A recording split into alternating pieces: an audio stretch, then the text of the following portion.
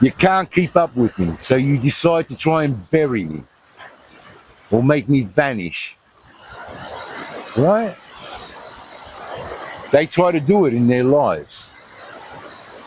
A lot of people try to make me vanish, but they still carry me because once you learn something, you can't unlearn it. Once I give you understanding and enlightenment, you want to be authentic. You want to be special. Well, no one's special, not even me. No one is special. Even the people you worship and you idolize, they're not special. You eventually see it in their scandals. Scandals. Aren't you sick of fucking scandals, you stupid monkey? No, you're not sick of scandals? You're going to go off and do the same shit in your life too, because some other monkey did it in their life. You're going to fuck everything up because they've bullshitted you that this is the right way to do it. Go.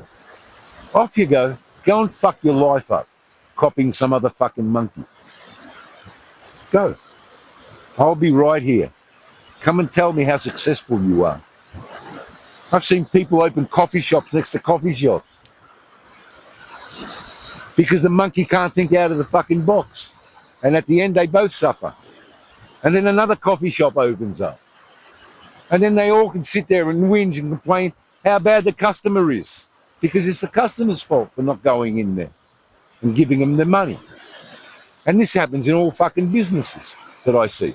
It's the fucking customer. He's not coming in to give me his fucking money. It's not you.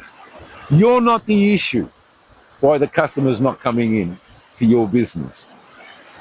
Right? You're going to make me swallow that piece of bullshit. I've had 4 businesses. And you're going to make me swallow that crap that it's the customer. That's the feedback I get. Stay in your little prison you built.